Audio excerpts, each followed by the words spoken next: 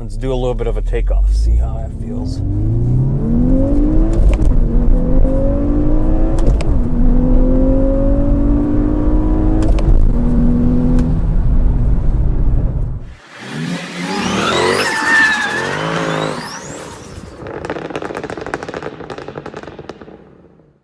Hey guys, and welcome to a little bit of a, I guess, experiment slash DIY video.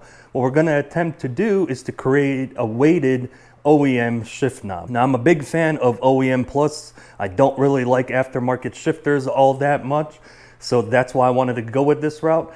And honestly, the idea and theory in my head I have behind this, you could apply to almost any OEM shift knob regardless of make or manufacturer. You may be wondering, why would you want a heavier shift knob? Well, it's simple. A heavy shift knob, which most aftermarket ones are, they're heavier, makes it easier to bang through the gears. So hopefully, if we're successful, you'll be able to use your OEM knob to bang through the gears harder than you probably bang your pelvis with your forearm. So if our little experiment is a success, this will be the start of a new little mini series of videos I'll do where they're just very cheap but very satisfactory car mods. So if you guys have any ideas, make sure you leave them in the comment below and I will experiment and try and see if they're worth it or not. So make sure you subscribe and comment for those, and let's get to the show. So the shift knob we're going to be working on is going to be for my Golf R. Now, I don't mind the way that car shifts necessarily, but the OEM shift knob on the Golf R is honestly kind of boring. And the GTIs, and especially the Mark 7s, have a lot cooler options, but anything similar for a Mark 6 is very expensive. And I didn't want to go and ruin a very expensive shifter. So what I had purchased, actually I didn't even purchase it myself, my brother got me this for Christmas, is an OEM style, or well, it's based OEM, it's actually for a GTI, so it's got a little bit of red on it, which we'll get to that in a moment. It's a golf ball style shift knob, and it comes with the boot and everything else. We won't be using this. I thought about it, and it's got red stitching on it. Nothing in the Golf R is red, and the gauges are blue, so red stitching won't match, so I'll reuse the OEM boot. Plus this one is really long and weird looking, so we're not going to use this aftermarket boot. I'm going to reuse my OEM one. It's got silver stitching. I think it will work better. And on the knob itself, as you can tell, it's got red ring on it, which is obviously made for GTIs and everything else. But since the Golf R has blue gauges, what I did is I got some blue, jazz blue specific touch-up paint. Why did I go with jazz blue? I think it's the closest color you could kind of get to the color of the gauges. And I'm going to use touch-up paint for the simple fact that it's a single stage, much stronger paint, so I'll only have to paint it once, obviously after taping it off. And hopefully it'll be durable enough because your hand's on this thing all the time. So here's what I'm going to do to make this shift knob heavier. And like I said, it will apply to any shift knob. Here's one from my Z06 and one from the EF. And it's quite simple. I got some weights that we're going to put in it, and then UV resin, and then the blue paint. Honestly, doesn't matter. So all this I'm under $20 in, I think around $15 everything cost me. I initially bought these tungsten spheres. Tungsten is much more dense than lead, and these are actually used for like soapbox car racing and whatnot, and people use them to balance out and fine-tune weight on them. After I got these in, I figured out another thing on the knob, which we'll come back to, which gave me more space to add more weight. So I just went to a Bass Pro Shop and I got more tungsten weights, and these are just warm weights, and you could get them at a Bass Pro Shop, Cabela's, or any store really that sells any type of fishing lures and equipment and stuff like that. So those are the weights, UV resin. So now you may be wondering, how are we going to use these to make it heavier? Well, to give you an example, this is my Z06 shift knob that's going to go into the 190E because it's for a TR6060 transmission, and it's got all this space in there that you could stuff things in. This is off the EF, and it's a similar thing. You could, and it's actually got pretty good weight to it, you could put weight in it. The reason for UV resin is quite simple, so I don't dump all these tungsten spheres in there and they rattle around and make my shift knob sound like maracas. Now we're going to weigh this knob, and it was going to weigh This one weighs about 83 grams, which is next to nothing. I think most aftermarket shift knobs are around 200-ish grams or more. But with that being 83 grams, if we add all the weight we're going to add to it plus the weight of the resin, we're effectively pretty much doubling the weight of this shift knob. Now, like I mentioned, there was something I was messing around with this shift knob a little bit when I was waiting for the parts to come in, and I found out that this little insert on the inside pops up and exposes much more space, but we could still add all the weight here. So the reason I bought more weights is once I figured this out, that I could pop this thing out, I got a lot more space to fill it in. So the theory is quite simple. We're gonna pour some UV resin at the bottom to get a base layer. It cures pretty much almost instantly. You might be able to hear my heater running here in the background, and the reason for that is UV resin prefers around 70 degrees to cure, and my garage right now is about 60 because it's been cold and rainy here lately. So I'm going to pour a base layer and I'm going to use a UV light to cure it, or if you don't have a UV light, you could always take it out into the sun. But we'll pour a base layer because I could see seams and cracks of where all this was molded, and I'd rather not have it run down and leak out.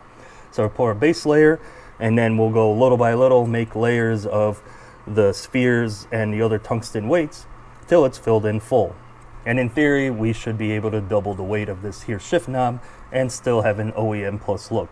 At the end, like I said, it doesn't necessarily apply to whatever you may be doing, but I'm also gonna change this ring here from red to blue. So the reason we're using UV resin instead of just regular resin, resin has a tendency to get really hot when it's curing like a regular long set resin, and this is a plastic shift knob, and I had the fear of it's just going to start melting it, and we're not looking for a perfect and clear finish because nobody's going to be able to see inside of it, so UV resin will work best. It will also make sure that it cures fast so I could get through making all the layers. One thing you may have noticed, most of my weight is going to be where this silver part is instead of the top, but hopefully it will still feel pretty good. Like I said, with some other shift knobs, you might be able to screw things into the bottom of it and it will not be showing. So this is a little bit more difficult, but hopefully it works out pretty well. All right, let's pour ourselves a base layer here.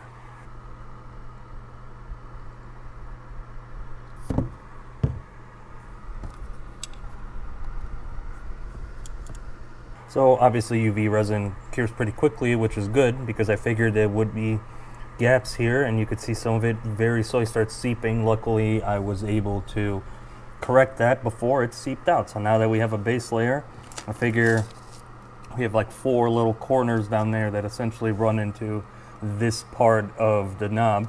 Then we're gonna fill with these little balls, set those, and then we'll add the bigger weights. Should be relatively simple.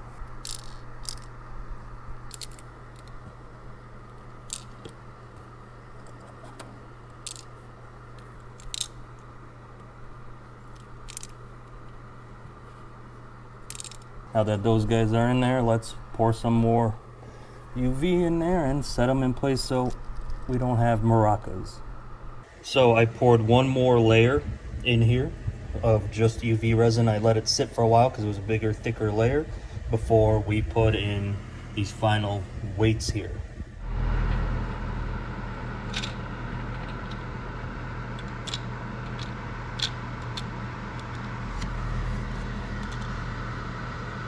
All right, we'll put this under the UV light now. We'll go grab this shift knob out of the Golf R while this sits, and we'll almost be at the finishing line. So the resin is all set. She is quite heavy compared to my Z06 shifter that I thought was pretty dense for being OEM. This weighs significantly more. I was gonna try to weigh it for you guys, but this small scale that I have gets maxed out when I put this on there, so it's definitely heavy. I got the OEM one separated, and to give you guys a comparison of why I'm going to use the OEM boot versus this aftermarket one, I don't understand why it's a mile long. I don't like the chrome or the red, so we're not going to use that. We'll save that for something else. We'll use the OEM boot. Aesthetically, this is the difference between the OEM knob and obviously the golf ball style knob. I like this one much better. So the last thing that's remaining to be done is to turn this red blue, then we could put it all together and throw it in the car and see how she shifts. But this is much heftier. Very happy with the end result of that. All right, so we got everything masked off by the red part, and honestly, I think it turned out better than I expected. I thought I was going to sit here for an hour losing my mind about this. So time to turn this red to blue, let it dry, throw it in the car, and see how she feels.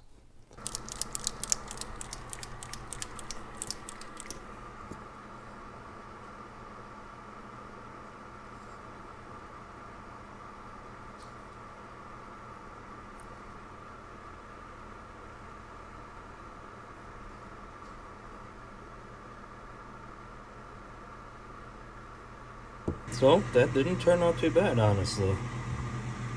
I think that blue will match much better than the red. I impressed myself here, honestly. Let's put this all together and throw it in the car. So the shift knob's installed, and I think it actually looks better than I even expected. I could already feel the weight, so I would say that's somewhat of a success. I also think that with the blue, it matches quite well to the blue gauges, so not a bad haul. So let's take it for a drive and see how it feels.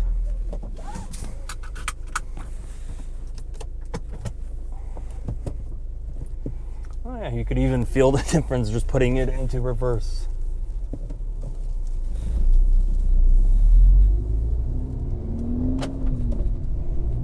Yeah, that is. Wow. I don't know if you could hear it on the camera, but you could even feel and hear like the satisfactory little click when it goes into place because it's so much lighter and easier.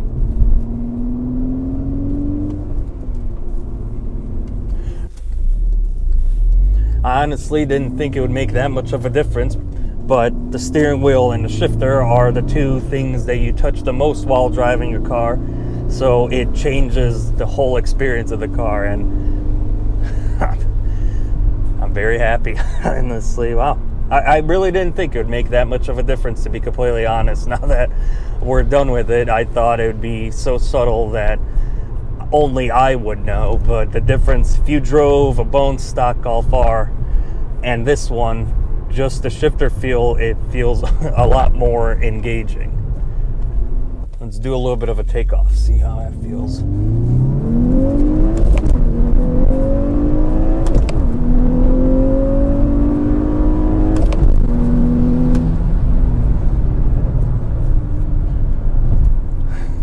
I would say that made a difference.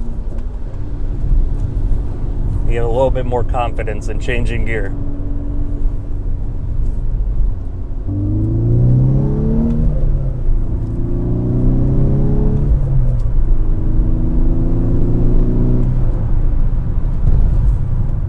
Well, I guess we'll call that a success of our first episode, I guess, of the little mini series of very cheap but very satisfactory car mods.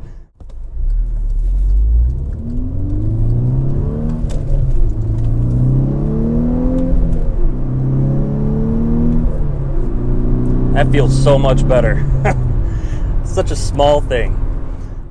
So make sure you subscribe, leave some comments below on other experiments or urban legends you may have heard that you'd like for me to try, and I will do it. So we'll leave it off here, guys. Thank you for watching, and we'll see you on the next one.